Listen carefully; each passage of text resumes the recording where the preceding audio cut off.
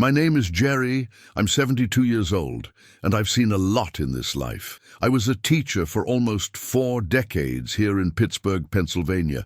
I taught history to generations of students who are now doctors, police officers, merchants, grown men and women who called me Mr. J in the hallways of the school. But nothing I experienced before prepared me for what I heard from my own daughter's mouth. Have you ever been called disgusting? Have you ever felt that your mere presence caused shame within your own home? I went. Because of a wound in the corner of my mouth, I heard from my daughter something that not even a stranger would have the courage to say, and she said it in front of everyone, including my granddaughter's fiancé. It is difficult to understand how love can turn into contempt, but that's what I want to tell you.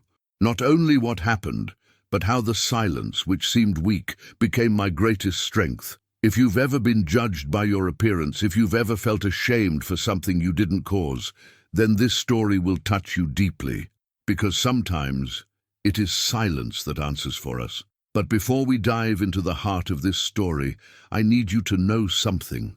Pain does not always scream.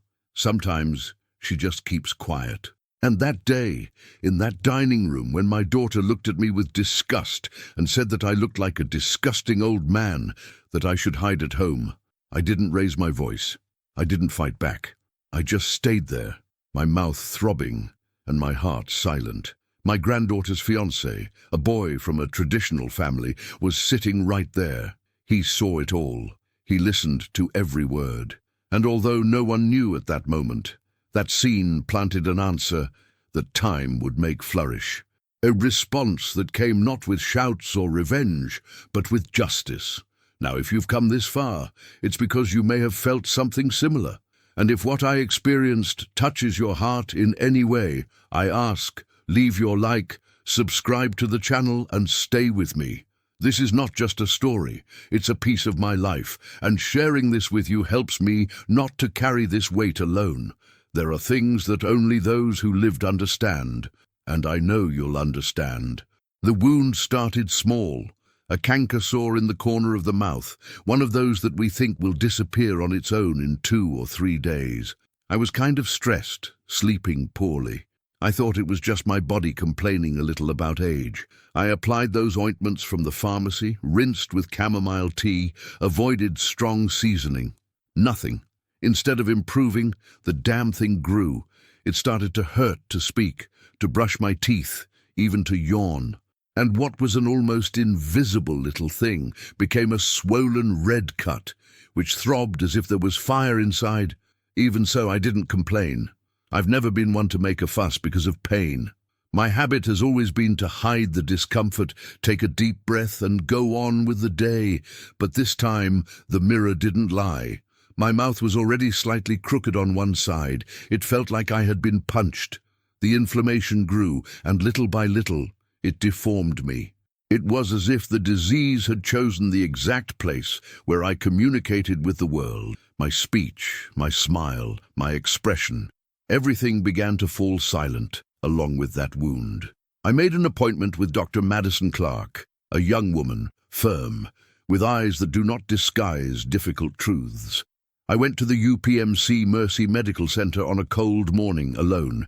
After examining me carefully, she looked at me in silence for a few seconds and said, "Mr. Jerry, we need to investigate this further. It could be something more serious." "What do you mean?" I asked, already knowing. "It could be a precancerous lesion." She spoke calmly, but the weight of those words crossed me. I just nodded. I didn't ask how long, or what could happen. I just thought, is it my turn now? I returned home with my face burning, not from fever, but from the memory of those words. While the exams were not ready, I hid more than I wanted. The pain increased. Eating was an ordeal. Chewing was like rubbing glass on living flesh. I started to prepare soups, purees, and porridges. I often ate on the porch looking at the dry yard. There, at least, no one looked away. At home, things changed. Carolyn no longer hugged me. When he passed close to me, he pressed his lips, as if holding his breath. The grandchildren, then. Tyler, the youngest, even tried to ask me what it was. But before I answered, Carolyn spoke loudly. Don't get too close, Tyler. Grandpa is using some strong medicines. The smell catches the clothes. It was Sunday. I had made a sweet potato soup, just the way they liked it, but no one wanted to. She looked at me and said softly, as if it were just a warning, "Dad, I'm sorry, but this smell of medicine makes me nauseous." I stared at the bowl. She was still smoking. Inside was a bit of my attempt to continue belonging, not to become a nuisance. That night I sat alone in the living room and listened to the sound of the television in the kitchen where they laughed at some new series. I didn't understand the joke anymore, nor the place, and allow me to open my heart here for a moment. It's strange how we disappear. First it's the voice that hurts, then the plate that is left, then the touch that is missing. When I realized it wasn't just a sore in the mouth, it was a wound in the soul. A type of exclusion that does not need a closed door. It happens in the look, in the absence, in the way no one asks if you're okay anymore. If you've ever felt this, even if in another scenario, even with other people, comment below, "It touched me," or "I've lived it."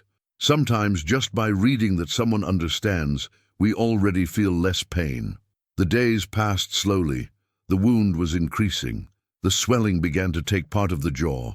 I looked at myself in the mirror, trying to understand if that was really me.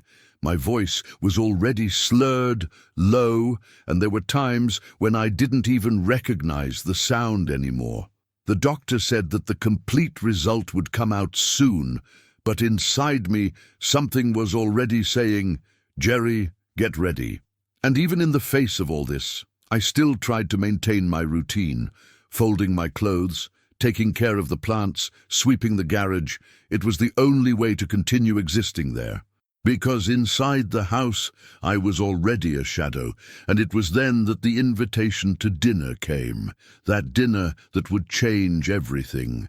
But before that, have you ever wondered how many ways there are for someone to say that you are no longer welcome without using those words? I found out, and that's what I need to tell you about now. We learn over time to realize what is not said. When you get older and start to bother, you don't need screaming or slamming doors. All it takes is a glance that turns away, a chair that is not pulled, a quick gesture of displeasure. That's how everything started to change here at home. One day during breakfast, I noticed that my cutlery was separated from the rest of the table. It was no big deal at first glance, just a fork and a knife on top of a paper napkin, while the others used placemats with shiny stainless steel cutlery. I kept quiet, but the next day, the scene was repeated, and in the other too, until, unintentionally, I heard Carolyn whispering to Emily, "Better leave his right there, it becomes more hygienic." I remained silent, but that whisper hurt me more than any diagnosis. There was also a day when I tried to talk to Tyler, my youngest grandson. He was playing the violin in the living room, and I commented, "You're improving a lot, boy. His tuning is almost perfect." He turned to me and said, without malice, but with that childlike frankness, "Grandpa, your mouth is ugly. Don't talk too close, okay?" I just smiled. He said it was fine. I returned to my room slowly, with my throat tighter than ever. It hurts when the contempt comes from adults, but when it escapes from a child's mouth, it is as if the rejection has already taken root in the next generation. Emily also began to change with me. The girl who grew up listening to my stories before going to sleep now barely looked me in the eyes. I felt her averting her face whenever I spoke, as if she was afraid to see my pain up close, and maybe he did. Youth sometimes fears that which resembles the end. I was the reminder that time passes, that the body fails, that everything can change from one day to the next, and no one wants to look at it for too long. I began to notice that Carolyn had my napkins washed separately. One day I left one of them on the sink, and when I returned, he was no longer there. Later I saw it in the trash, rolled up as if it was something contaminated. And it wasn't just that. My glass cup, which used to be in the cupboard with the others, was placed in a corner of the kitchen far away. A short distance, but a great message. Even so, I continued with my routine. I watered the plants every early morning, arranged the books on the shelf, swept the garage. He continued to pay half of the bills in the house. Electricity, water, telephone. I never missed anything. Not because I expected gratitude, but because it was what I believed to be right. It was my way of saying, I'm still a part of this here, even if you don't see it. And when the pain tightened, when my mouth seemed to burn inside and loneliness became noise inside my chest, I remembered the nights when Carolyn was little, the times she had a high fever and I spent the night sitting next to her bed, holding a wet towel on her forehead. From the day I sold my car, my only valuable asset at the time, to pay for her college tuition, because she wanted to study abroad, and I told everyone that my daughter deserved the world. I thought about it and kept quiet, because sometimes remembering is worse than listening. These small gestures, they hurt more because they are invisible to others. Only those who feel it are those who live. You can't show it to anyone.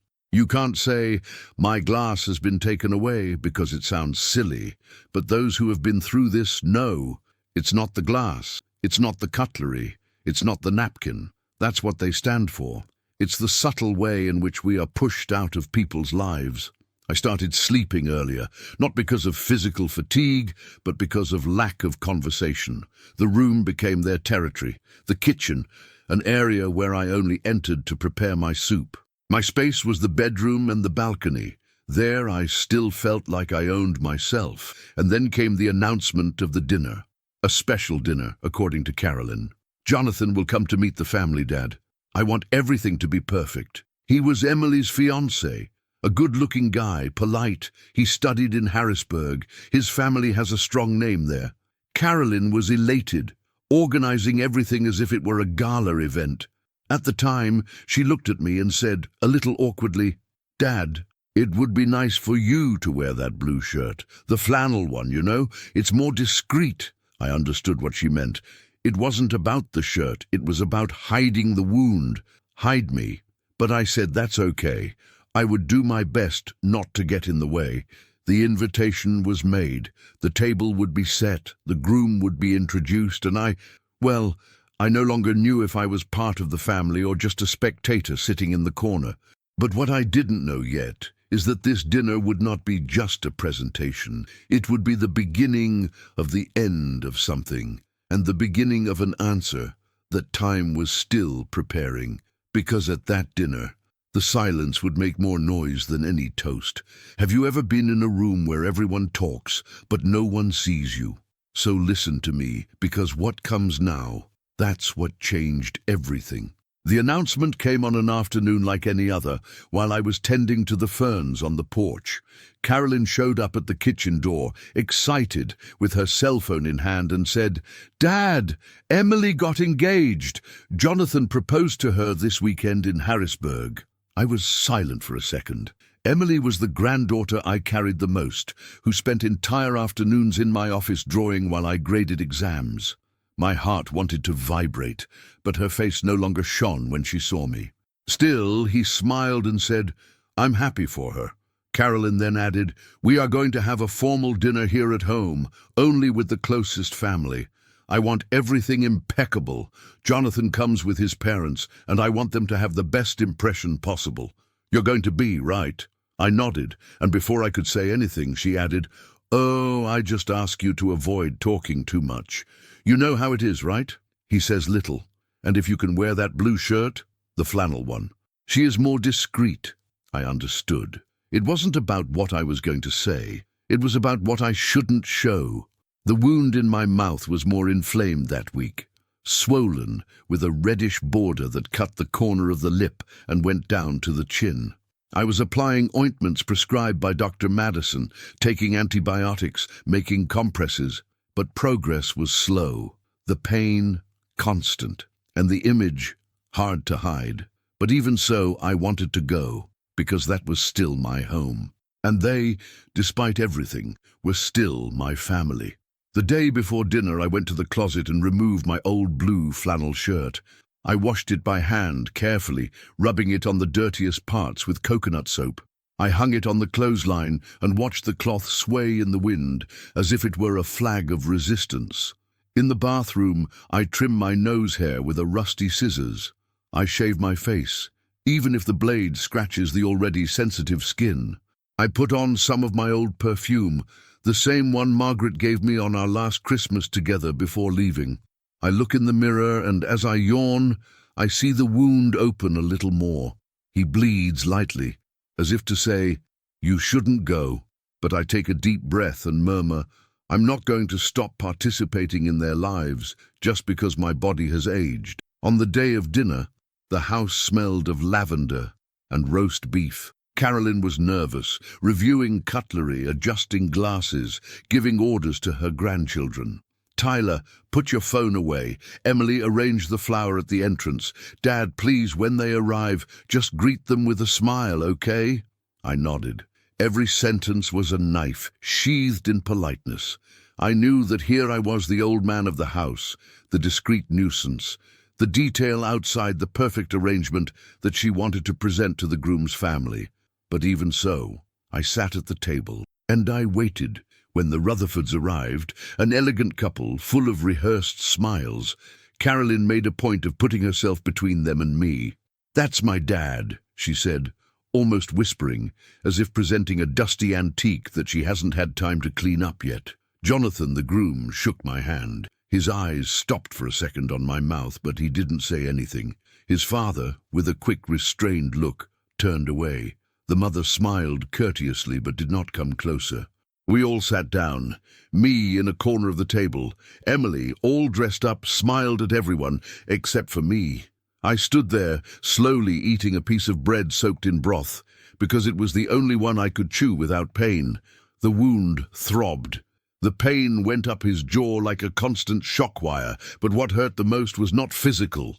It was knowing that there, on that festive night, I was present, but not really invited, as if they were just tolerating me. And it was at this dinner, in this environment of clean porcelain and dirty looks, that everything happened. But what came next? No one imagined it, because what they said to me at that table, in front of everyone, was not just an offense. It was a deeper cut than any scalpel, and the most impressive, he was the one who listened. Can you imagine how a family dinner can become the beginning of a truth that destroys masks? Well, get ready. What happened next? No one in that room would forget it. Never again. That table was big, beautiful, full of details that Carolyn made a point of showing. Silver cutlery, linen napkins, crystal glasses with ice even in the glass of water. Everything arranged at the smallest whims, as if she could adorn the family's image with decoration. But there was one thing she couldn't hide, no matter how hard she tried: me. I was there, in my blue flannel shirt, sitting in one corner of the table, trying to look as discreet as possible. The wound on the corner of my mouth no longer gave respite. Swollen, red, throbbing. Speaking was difficult. Eating, even worse. But I was there, because despite everything, he was still her father, the bride's grandfather. And that was also my home. Jonathan and his parents arrived on time. He, in a navy blazer, shook my hand with slight hesitation. His parents, Mr. and Mrs. Rutherford, smiled politely, but his mother's gaze rested for 2 seconds on my mouth. It was quick, but I felt it. I felt that look of someone who thinks, "This should be hidden." I sat down slowly, adjusted the napkin on my lap, and tried to focus on the dishes in front of me. It was an important night, and I didn't want to get in the way. I was silent, eating only what my mouth allowed, a soft roll, soaked in vegetable soup.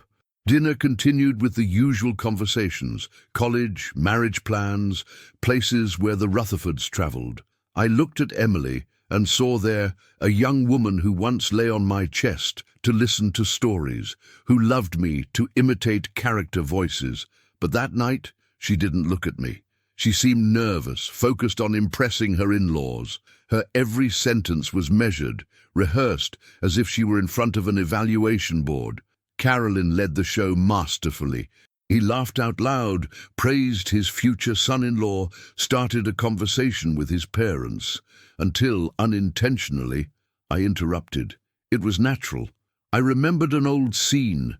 Child Emily running in the yard with her dress full of paint after trying to help me paint a gate. I tried to tell him, "She's always been lively like this. There was a day when—" But my voice failed. It came out weak, muffled, and in an attempt to continue, I coughed lightly and let out some saliva, which fell on my napkin. I tried to clean it quickly, lowering my head, embarrassed, but the damage was done. And that's when it happened. Carolyn stood up, her eyes wide, her face red as I've never seen, too high. "Dad, please. This is disgusting. Look at that mouth of yours. It looks like a rotten wound. Why do you insist on exposing yourself like this? It's ruining this moment." The phrase cut through the air like a knife. Absolute silence. Emily stood still. Jonathan lowered his eyes. His parents disguised it by looking at the plates. And I just stared at the bread on my plate. He was still there, waiting for the next bite as if nothing had happened. I took the fork, chewed it calmly, swallowing the taste of humiliation with it. I didn't answer. I didn't look at anyone. But inside me, something broke. And at the same time, something was born. There are things that don't need an answer, because the world can answer for you. And at that moment, I realized that my pain was no longer coming from the wound. It came from the contempt of those I helped the most, of the disgust of those who once called me a hero. I had already lost part of my speech, my appetite, my strength. But there I understood that what they took away most from me was the right to exist with dignity. And look, I'm here opening my heart, telling my story with all the truth, word for word. If you're still with me until now, listening, leave a like on this video, subscribe here to the channel. It's not by number, no, it's just that I still have a lot in store to tell you. And who knows, in the middle of it all, you will also find yourself in some piece of this story. At that table, no one said anything else. Carolyn tried to laugh soon after, as if she had unintentionally overreacted. But the poison was already cast. The dinner continued out of obligation, but the soul of the meeting had already died. And while everyone pretended that nothing happened, I felt, with every heartbeat, that silence I maintained. One day it would still echo back. What no one imagined is that the first to hear this echo, it would be the groom himself. And when he spoke, there would be no turning back. Want to know what he did after that? So listen to me, because what was to come, it was just the beginning of the turnaround. That night, after everyone had gone to sleep and the house had sunk into silence, I stood up slowly, resting my hand on the back of the chair. Each step was a weight on the body and another on the soul. The hallway seemed longer than ever, as if the distance between me and the bathroom was the same between who I had been and who I had become. I pushed the door open, turned on the yellowish light, and stared at my reflection. There, in front of me, was not just an old man. It was a scarred face, tired, with the skin pulling on the right side, the open wound at the corner of the mouth, light discharge oozing like a cruel reminder. I passed the end of the handkerchief slowly, without haste, and the burning made me close my eyes. But what burned the most was not in the inflamed tissue. It was the fresh memory of Carolyn's voice, loud, calling me disgusting in front of everyone. That phrase echoed endlessly. It seemed that I was listening again, sitting at the table, with bread in hand. Disgusting old man. Was that what I was to her now? I sat down on the edge of the bed and pulled Margaret's picture from the nightstand. Her face smiled in the frame, her eyes alive as on our wedding day. I held the photo with both hands, like someone holding an anchor in a rough sea. I whispered, "Where did I go wrong, Margaret? Where did I go wrong with her?" I closed my eyes and, for a few moments, let the images come back. The nights when we stayed in the living room, reading for Carolyn to sleep. The simple dinners, full of laughter. The car I sold to pay for her registration. The afternoons when I took her by bus to ballet classes with the snack hidden in her backpack. All this now seemed so far away that I wondered if it had really been real or just a dream. And in the midst of these memories, I realized something that hurt even more. Not once, in these last few months, had Carolyn asked me how I was doing. Not once did she touch my shoulder to offer me a glass of water. It was as if I had disappeared, but I was still sitting at the table. My body present, but my presence absent. There, in the dark of the room, I cried, not with sobs or moans. I cried the way only those who have aged know how to cry, in silence, without movement, as if the tears came out of the depths of the chest, without needing warning. For the first time in many years, I wondered if it was worth keeping trying, not to live, but to be close, to insist on that place that no longer wanted me. The fatigue was not from the body, it was of the soul. But even in this desert, inside me, something still insisted on standing. Maybe it was Margaret's memory. Maybe it was the faith I never abandoned. Or maybe it was that strange feeling that began to arise that very night, in front of the mirror. The feeling that my silence, which seemed weak, was turning into something I could not yet name. And it was there, sitting in the dark, with her picture in my hands, that I felt as if an invisible door was about to open. I didn't know when or how, but I knew something was coming. Have you ever felt that icy breeze before a storm? That's that. That night I felt it, and what would come next? It would change everything forever. The week after dinner, I went back to Dr. Madison's clinic to get the test results. She answered me with that same serene and firm expression. But this time, there was a weight in her eyes. He called me to sit down, held the folder with the papers, and said slowly, carefully, "Mr. Jerry, the tests confirmed that it is an extensive ulcer with severe dysplasia. This means that we are facing oral cancer at an early stage." I wasn't scared. I didn't make drama. I just closed my eyes and took a deep breath. It was as if my body had known this for days. She continued to explain the treatment, the risks, the possible surgeries. "It's treatable, but it's going to require strength and patience." I nodded, thanked him, and left the room with the envelope in my hand, as if carrying a verdict. I sent Carolyn a message, saying that I needed to undergo treatment and that I might need hospitalization. The answer came 2 hours later, with 3 short sentences. "If you are hospitalized, let me know, but I won't be able to visit. I can't deal with that kind of thing." That was it. No question, no affection, no nothing. Emily and Tyler didn't even comment. Jonathan, the groom, didn't even answer, and there I understood something. The illness didn't hurt me as much as the absence. Abandonment in life. This was the quietest cancer anyone can carry. I was admitted a week later to the same hospital where Margaret stayed before leaving. The corridors smelled of memories. The room was cold but clean, and I stayed there, with my small suitcase, some books, the flannel suit, and the silence for company.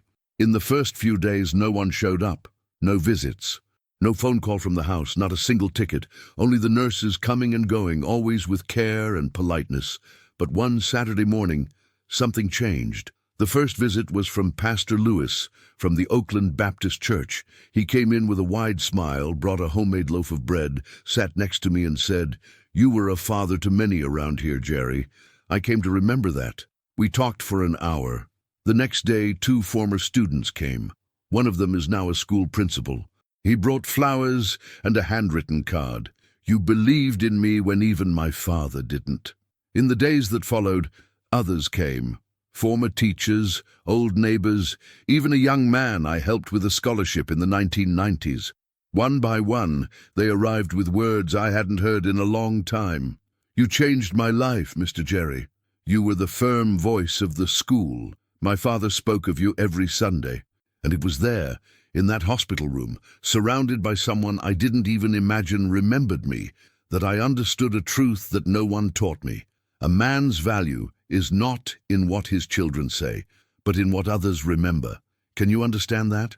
Sometimes those we create turn their backs, but those we didn't even know scored carry our memory with gratitude. And that's why I need you to stay with me until the end of this story, because what is yet to come, that's what gave meaning to all this.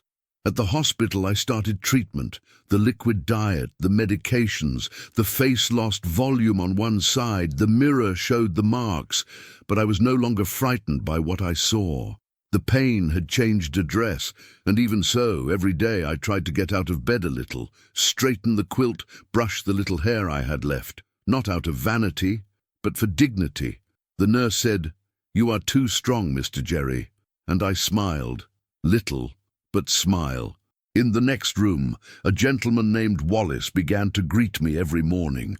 One day he said to me, "I hear you talking quietly to God at night. It looks like my wife when I was still alive. It calms me down." I laughed and replied, "God listens even when we only think, Wallace. He knows things that we can't even say." In the midst of this new world, a world where my daughter was absence, but the others were presence, I was rediscovering parts of myself that I had already left behind. I remembered Margaret teaching me not to expect anything from anyone to do good. I remembered how she said, "If it's to be given, let it be without a contract." And it was in this spirit that I followed, with gratitude for those who appeared, and peace in relation to those who disappeared. But our life still had a hidden card up its sleeve, because in the midst of this silence, in the midst of this hospital, a name that I did not expect appeared again. Jonathan, my granddaughter's fiancé, and when he decided to look for me, that's when everything started to turn. Can you imagine what leads a man to confront his own fiancée because of his father-in-law? So hold on tight, because what he told me, everything changed. The post-operative period was slow. The surgery removed some of the affected flesh from my mouth, and with it, a piece of my speech. I had to relearn how to articulate some words. The radiation therapy left my skin sensitive, my appetite almost nil, and an exhaustion I had never felt before. But I didn't complain. Each new scar was a kind of medal, not for having overcome the disease, but for having resisted abandonment. While I was fighting for my health, I saw on the old cell phone I kept on the nightstand images of my daughter's life continuing as if I was no longer part of it. Parties, dinners, photos, with phrases like "family is everything" stamped in gold letters. Emily and Jonathan posted a photo of their engagement in New York, with the skyline in the background, champagne in hand, and no mention of the grandfather. No, not a single line, not a memory. But I was not shaken. Maybe because at that moment I no longer expected anything from them. And it's curious. When you stop waiting, you start to see better who is really around you. At the hospital, every day someone different left me a message, a note on the door, a candy on the table. One former student wrote, "You were the first adult to believe me." I read that and thought, yes, maybe my story has more roots than I imagined. One day, a new nurse came into the room and looked at me with some amazement. He said, "Sorry to ask, are you the Jerry who taught at Central High?" I nodded, and she smiled emotionally. "My father always spoke of you. He said that you saved his adolescence." And there, in that emotional smile, I felt something I hadn't felt in a long time, belonging. And if you allow me to vent, I think the worst pain in the world is not being forgotten. It is being remembered by the wrong people and ignored by the right ones. Seeing who you created despise you, while strangers value what their own children made a point of erasing. This cuts the breast in a way that doesn't heal easily. And if you've ever felt that, and comments below. It can be a, "I know how it is," or a, "It's true." Anything that says, "I understand you, Jerry." Because when we share the pain, it weighs less. The days dragged on, but in me there was a different silence. Before it was the silence of abandonment. Now it was that of understanding. I understood that we don't always reap where we sow. Sometimes we plant in the family and harvest in the world, and that's okay, because what really matters is that the seed sprouted. But as I told you before, fate had not yet finished writing this story, because when Jonathan appeared again, he didn't come accompanied, nor did I bring any gifts. He came with a purpose, and what he told me, it was the beginning of the turnaround. Can you imagine your granddaughter's fiancé looking for you, alone in the hospital after everything that happened? That's that. Wait for me in the next part, and I'll tell you what he did. And why that was the beginning of the end of the lie. The call came on an ordinary morning, one of those when the sun shyly enters through the window of the hospital room, and we wonder what else can still happen. He was from Connolly and Pierce, the same one that had been handling the family papers since Margaret left. The voice on the other end was direct. "Mr. Jerry, you are summoned to a formal meeting scheduled by Mr. Jonathan Rutherford. Your presence is essential." I thanked him with a yes, as I always did with those who treat me with respect, and hung up. I stood for a few seconds looking at nothing. Jonathan, Emily's fiancé, the same one who watched my humiliation at the dinner table in silence? Why would he schedule a formal meeting with lawyers? Me? In the late afternoon, Carolyn texted me. "It's about Mum's inheritance and some company decisions. It's going to be formal, okay? No drama, Dad." I read that message about 3 times. Her tone, cold, dry, practical. There was no trace of a daughter there, only the voice of those who calculate what they can achieve, and I already knew that voice well. She only appeared when she thought she was winning. On the day of the meeting, I woke up earlier. He was at home already recovering. The wound, although still visible, no longer hurt so much. The scar was discreet but firm, as if it carried everything I had swallowed quietly in recent months. I put on my brown velvet jacket, the same one I wore to Carolyn's wedding years ago, when I still believed that day was the beginning of a beautiful story. I combed my thinning hair, put the cane on the side, and went on my way. I arrived at the Connolly and Pierce building with slow but steady steps. The secretary recognized me. "Mr. Jerry, you can go upstairs. Room 304. I took the elevator. On the glass of the panel, I saw my reflection, an old man with dignity, wounded, yes, but still whole. I entered the room and greeted the lawyers with a light handshake.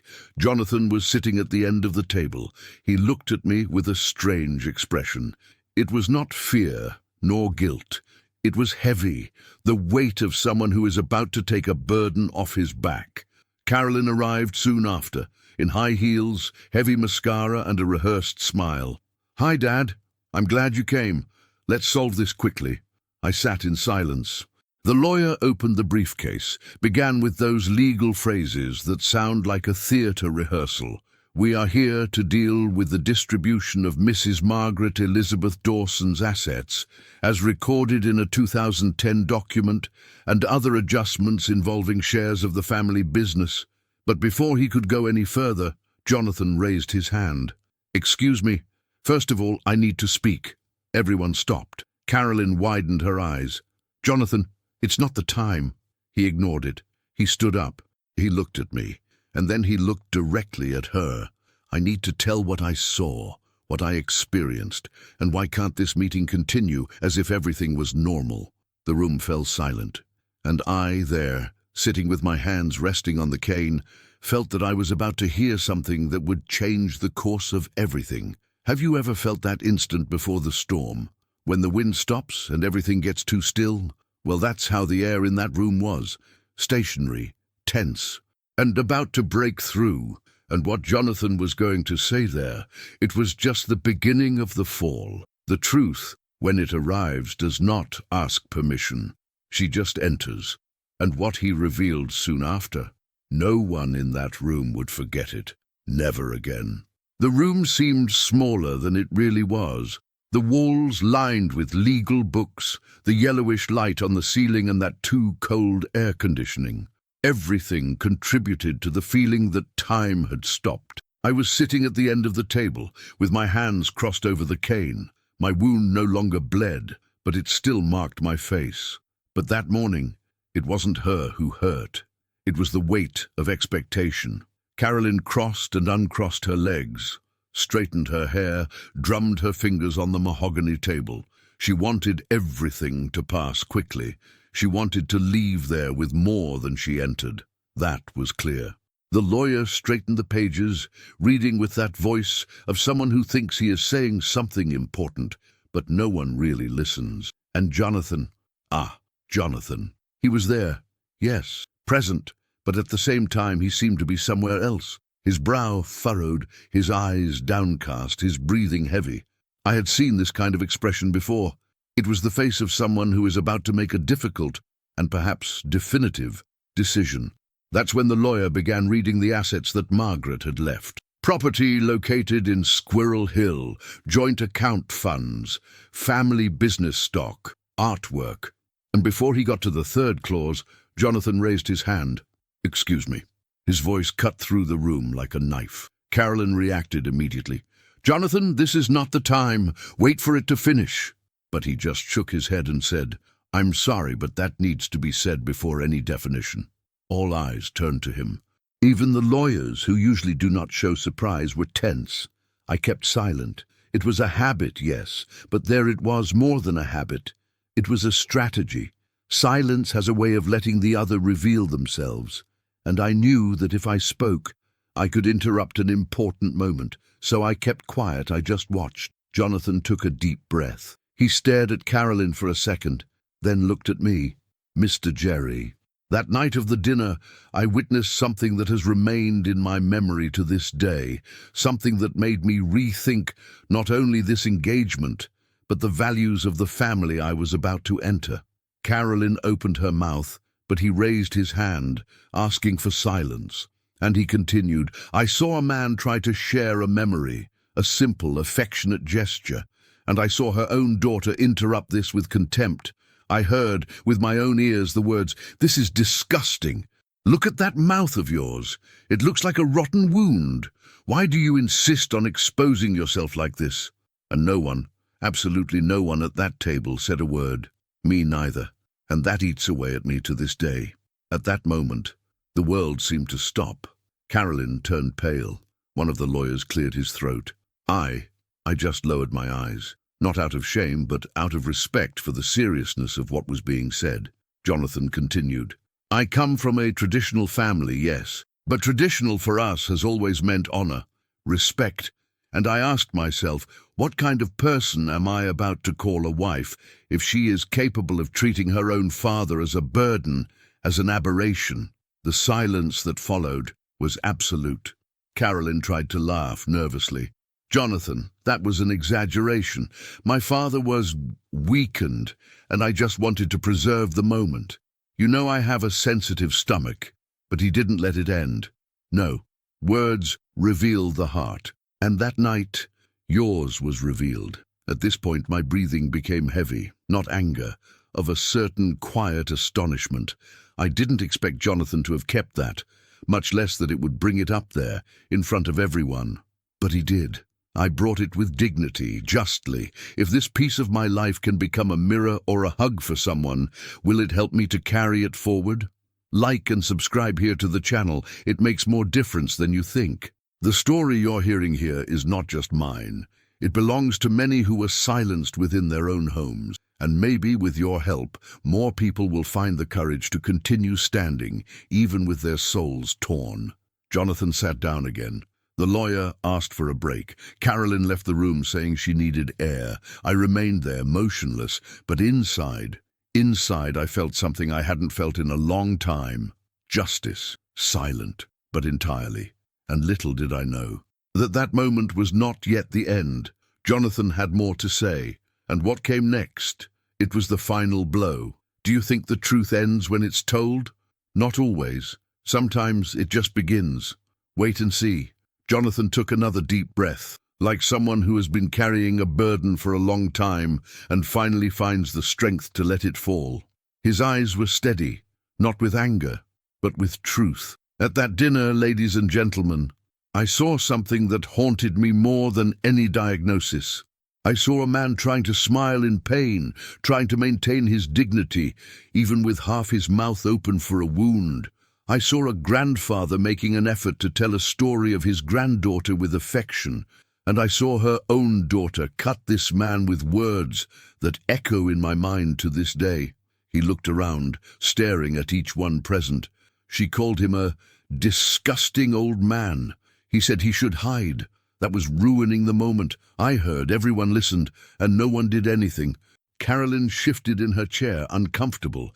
He tried to interrupt. "Jonathan, that was an impulse. I was nervous. It was a misunderstanding. My father knows that I—" He raised his hand, cutting in the air. "No, words do not come out by chance. They come out of within. And what came out there, it wasn't nervousness, it was disrespectful. It was cruelty." He turned to me again. "Mr. Jerry, you may not know, but that night when I left your house, I went straight to the bus station.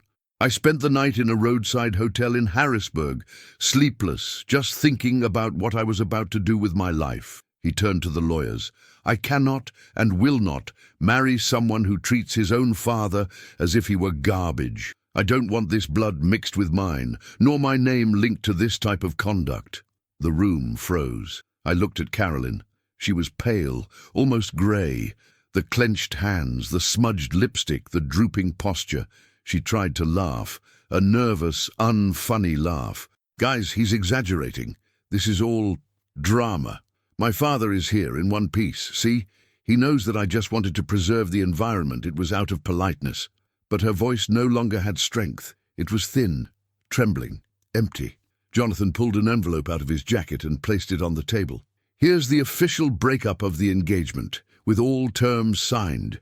What's more, I'm withdrawing any involvement of mine with the Dawson family company. I don't trade dignity. I don't even turn a blind eye to those who spit at their own roots.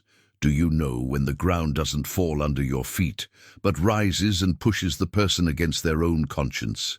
That's what I saw in my daughter's eyes. For the first time in a long time, she had no argument, no mask, nowhere to hide. And look, if you're still with me in this story, I need to tell you, what marks a life the most is not the slap or the scream. It is the silence of those who saw everything, kept it for a while, and one day he returned it with truth. There is still a lot to happen, but keep this to tell you now. Sometimes the heart of justice beats in the chest of those we least expect." Carolyn lowered her eyes. The lawyers were baffled. One of them tried to redirect the meeting to the goods, as if he could ignore what had just happened. But it was too late. The truth had been told. And when the truth enters a room, it changes everything. The silence that came after was not one of embarrassment. It was one of mourning. I mourn for what died at that moment. Her image, his trust, and maybe the last chance for redemption. I remained seated. I didn't celebrate. He doesn't smile. I just closed my eyes for a brief moment. And in that instant I saw Margaret's face, as if she were saying, from heaven, "Now he knows." Yes, now he knew. But fate still had one more chapter to write, because not everything ends when the engagement ends, and sometimes public shaming is only the beginning of the real collapse. Do you think she learned from all this? Just wait and see. She sat there, staring at the ring on the table as if it could still come back to her finger of its own accord. The lawyers looked at each other. Jonathan was already standing, adjusting his jacket with dignity, ready to leave, and I stayed there, not moving a muscle, just watching the scene with a serenity that even I didn't know I could sustain. Because when the truth finally stands up, we don't need to raise our voices. Carolyn tried what she always tried, to manipulate the air, to twist the narrative. She said that she was nervous, that she was not good at dealing with uncomfortable situations, that she felt exposed. But no words stuck anymore. Jonathan didn't want to listen. The lawyers looked away. Her mask was in shards, strewn across the waxed wooden floor of that office, and no one bent down to help collect. She turned to me in an almost automatic gesture, as if she still hopes to find some shelter in the father she always protected. But he found neither reproach nor consolation. She found only my silence, the one she had so long mistaken for weakness. I looked out the window, watching the breeze sway the leaves of a plane tree outside, and I thought, everything passes, my daughter, until spring returns. From then on, the consequences came in a cascade. The partnership with the Rutherford family was cancelled, and with that, all the social connections she had hoped to build, business lunches, invitations to charity events, smiling photos in local newspapers, evaporated. Her name was marked not by glamour, but by the phrase that ran through the discreet circles of Harrisburg: the girl who humiliated her sick father in front of her fiancé. Yeah, people don't forget that kind of thing, even more so when cruelty comes disguised as etiquette. The family company, which she dreamed of leading alone, began to have problems with investors. One of them called me personally, apologizing for what happened. He said, "Mr. Jerry, if only we had known before, we would never have closed with her." I just thanked him in a low voice. I remember well a Sunday, 2 weeks after that meeting, when I went to the grocery store near my home, the one on the corner with the blue sign that is always unlit. A lady stopped me in line at the bakery. "Are you Carolyn Dawson's father?" I took a deep breath. "Yes, I am, ma'am." She put her hand on mine and said, "Be at peace. She will learn. The world goes around." And he gave me a smile. Of those who heal a part of the soul. Have you ever felt that? This thing of being silent and yet being heard wherever you go? This thing of justice arriving without fuss, just by presence? Sometimes all it takes is time and a little faith. If you've been through something similar or know a story that touched you, leave it here in the comments. It can be just a phrase, a memory. Sometimes sharing a memory is like opening a window, and we breathe better. Carolyn walked away from me after that. Maybe out of shame, maybe out of anger, maybe for both. He began to avoid family gatherings. Calls became rare. But I didn't stop her. I didn't knock on the door. After so long trying to fit into a space where there was only repulsion, I understood. Love also needs dignity to survive. Emily, my granddaughter, still tried to remedy it. He called me once, said he was sorry, that she was confused, that he didn't know where it was all going. I just wished her peace. Because in the end, each one will have to decide who they want to be, who spits in the wound, or who extends a hand. But that was not the end. There was still something more, something that would come not from me, not from Jonathan, not from the lawyers, but of life, which has a special way of teaching the lesson to those who think they will never be called to the front of the room. Do you believe in silent retribution? In justice that does not scream, but that marks? Because what happened next? It was something that even I could not have imagined. Just wait and see. Shame has a smell, a weight. It's a while. At first, it is muffled. The person tries to disguise, paint over with beautiful words, justify, give interviews, force tears. That's exactly what Carolyn did. He appeared at a charity event wearing a more sober outfit than usual, said in a speech that empathy needs to overcome impulses, and that everyone makes mistakes but deserves a second chance. There were those who applauded her, but no one forgot. And in the small circles, in the whisper corridors, behind the scenes that really matter, her name was no longer the same. It started with the removals. First, her closest friends began to refuse invitations. Meetings that used to take place in elegant cafes are now unscheduled.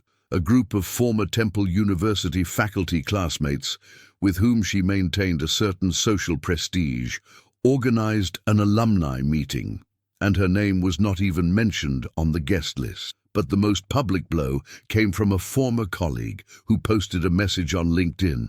"It's sad when someone despises the root that created it.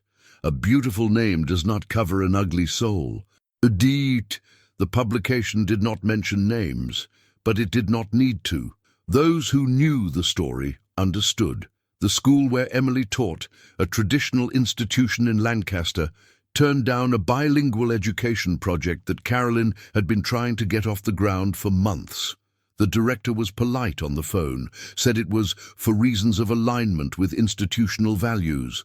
But inside, I knew. The amounts that my daughter lacked now came back to charge her. No, I never wished Carolyn harm, never.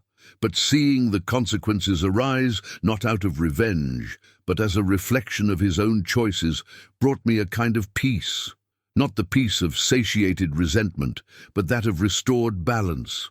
Because what you plant indoors eventually blooms outside, even if it's weed. She tried, yes, to recover what she lost. He hired an image advisor.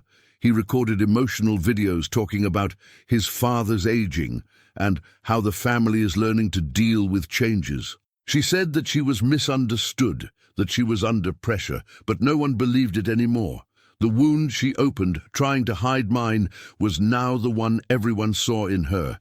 And this one, you couldn't cover it with makeup. I remember one Sunday, a few months after everything, when I went to the local market to buy some apples.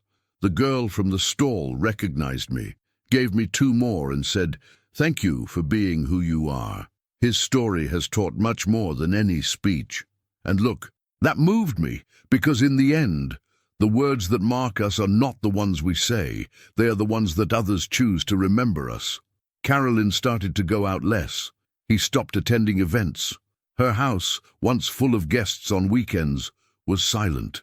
And even then I never knocked on the door, because I learned to respect the silence of those who have not yet learned to ask for forgiveness. And because, to be honest, I also needed that time to cure me, not only of the disease, but of everything it has opened.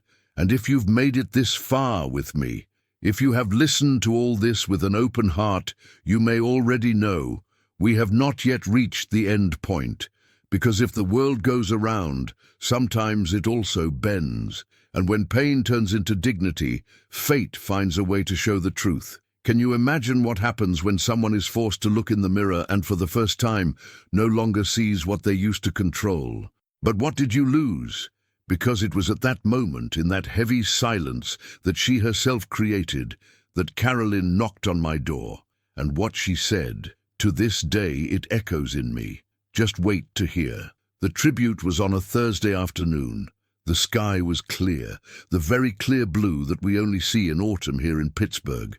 The city's public library had all its chairs occupied, and for a moment I didn't know if I should even go in. My steps were slow, the cane steady in my hand, and the scar on the corner of my mouth still burned lightly, not from pain, but from memory. It had been so long since I'd been called by my full name on a microphone. "Mr. Jerry Whitman, please come here." I got up slowly. Some people clapped their hands, others just smiled.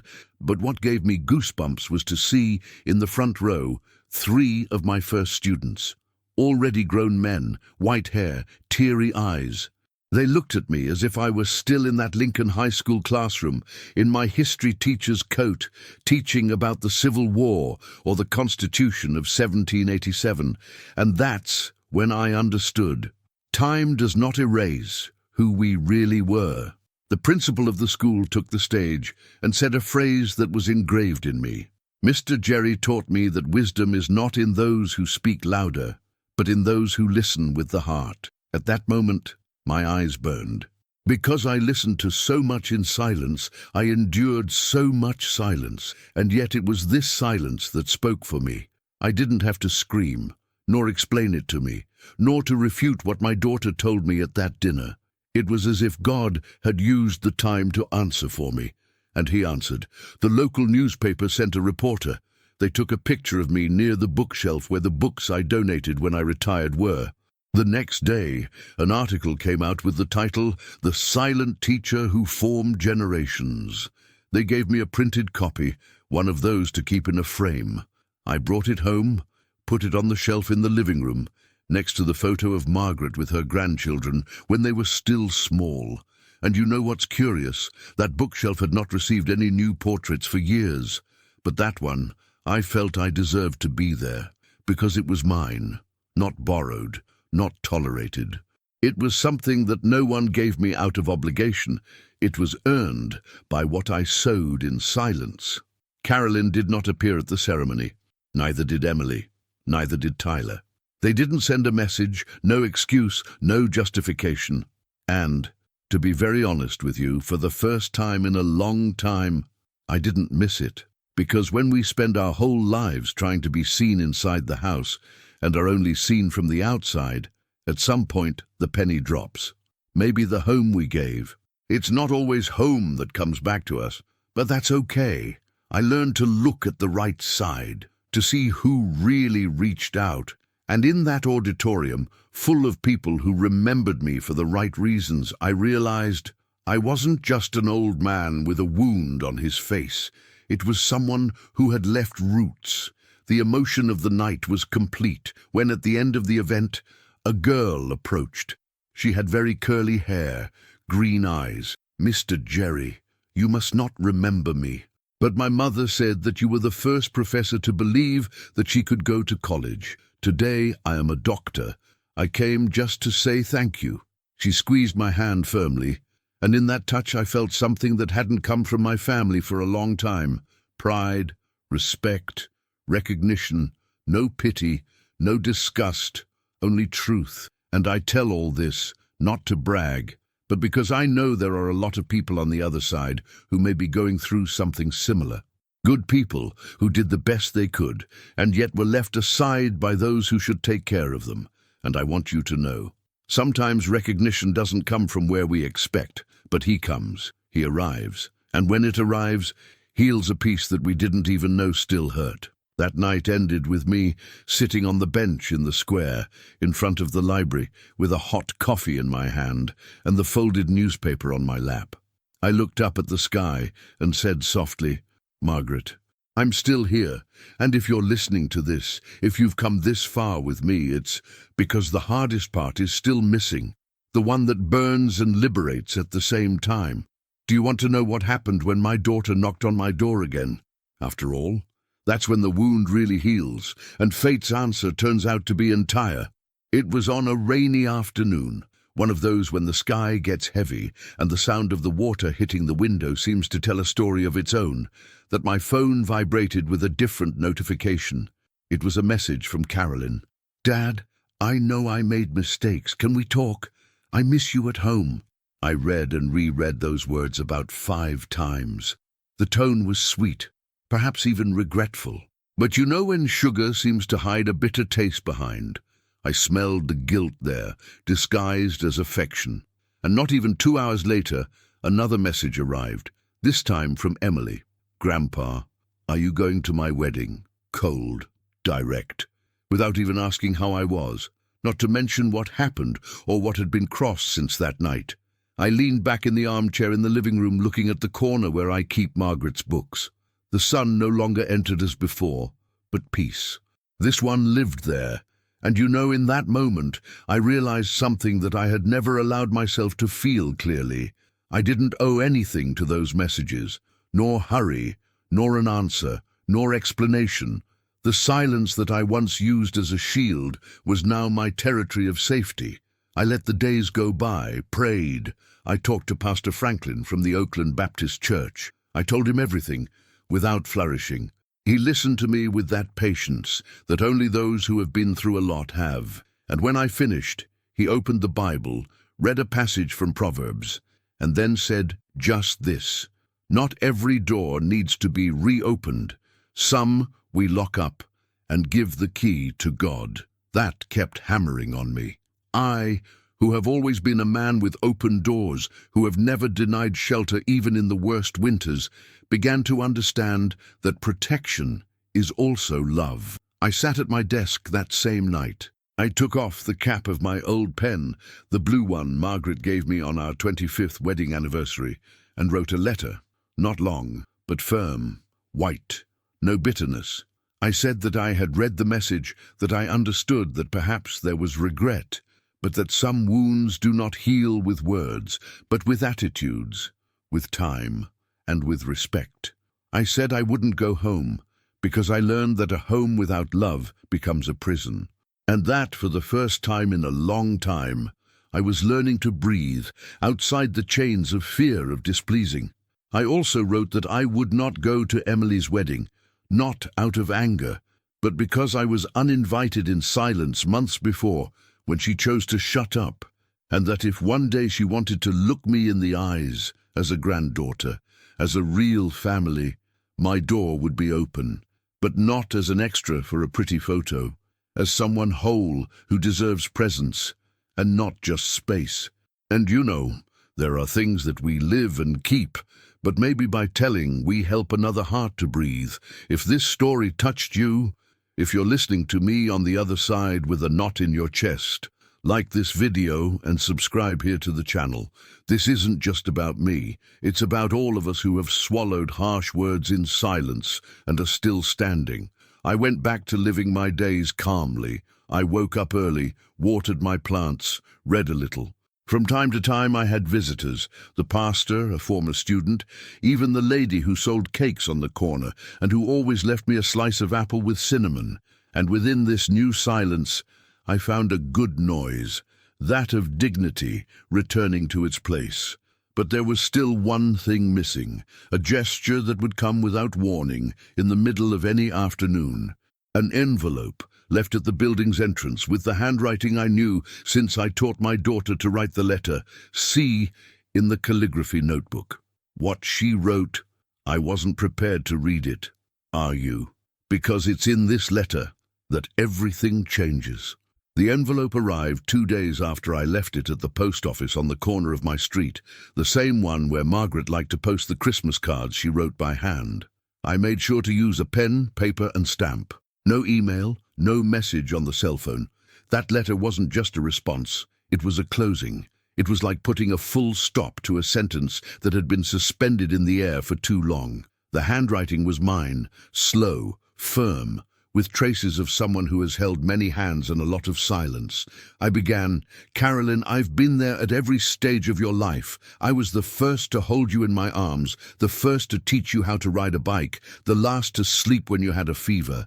I worked twice as hard to put you in college. I sold the car to pay for your exchange.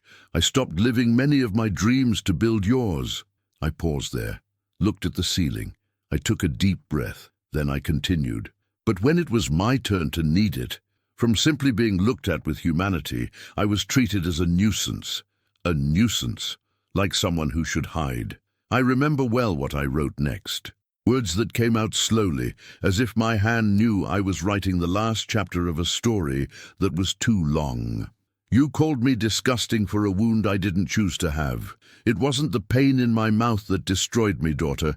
It was the silence after his words. It was the contempt in his eyes. It was the echo of your voice telling me to shut up, in front of the whole family. What's inside your heart hurt me more than any diagnosis. And this is where I need to tell you something, my friend. He has pains that do not hurt in the flesh, hurt in a deeper, quieter place, in a corner of the soul where only those who have ever felt it know. If you've ever been through this, if someone has hurt you not with yelling but with absence, not with slaps but with coldness, then you'll understand what I wrote there, and you'll understand why I put that sentence at the end.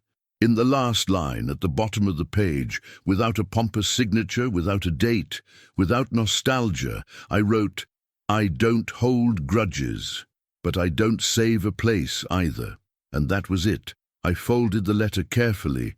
I put it inside the envelope, sealed it. On the outside, I wrote her address in the same handwriting with which I once wrote notes for her to take to school lunch. I posted the letter without waiting for a response. Because sometimes we write not to be answered, but to free ourselves. That night I slept differently. For the first time in months, maybe years, my mind didn't revisit that dinner night. I did not relive the scene of humiliation. I didn't dream of the looks of repulsion. That silence. Finally, it was peace. And you know what surprised me the most? It was not the relief of having said what I needed. It was realizing that even without a request for forgiveness, even without justice in the traditional way, I felt complete. But as life always reserves a last page, something was yet to come, an unexpected visit, a confession I didn't imagine hearing, and a choice that would put me once again in front of the mirror to forgive or move on. Do you think you know the end of this story? Well, wait until you hear what comes next. On the day of Emily's wedding, the sky was clear, and the forecast said that the sun would shine all day. The ceremony was going to be in a rented field in Zelianopol, with those flower arches, rustic wooden tables, and that kind of party that seems to have come out of a magazine catalogue. I was invited, yes. The invitation arrived in a small white box with golden ribbons, the smell of perfume, and a message that seemed to be written by someone who no longer knew me. "Grandpa Jerry, your presence would mean the world to us." I read that sentence, and for the first time I felt that it had become just that, a ready-made sentence. Because the truth, it's just that my presence has never meant so much silence, and my silence now was too much presence. Instead of putting on a suit and pretending everything was fine, I went to the porch, sat in the rocking chair, and watched the mail take the package I prepared days before. A basket of books, all chosen carefully, classics about ethics, character, goodness, justice. On each cover, I wrote a short dedication: to remember which words build or destroy, to never forget that respect has no age, so that love doesn't need to look. And in the last one, a small note in firm handwriting: the love that does not understand charges, the love that understands transforms. While they were taking pictures with the guests, Bill and I, my old friend from my youth, drove to Lake Arthur. We took our hats, the fishing rods, and a box of ham and cheese sandwiches. Not much was said. Jazz played softly on the radio, the wind hit its face, and time ran slowly. And in that silence, I was exactly where I was supposed to be.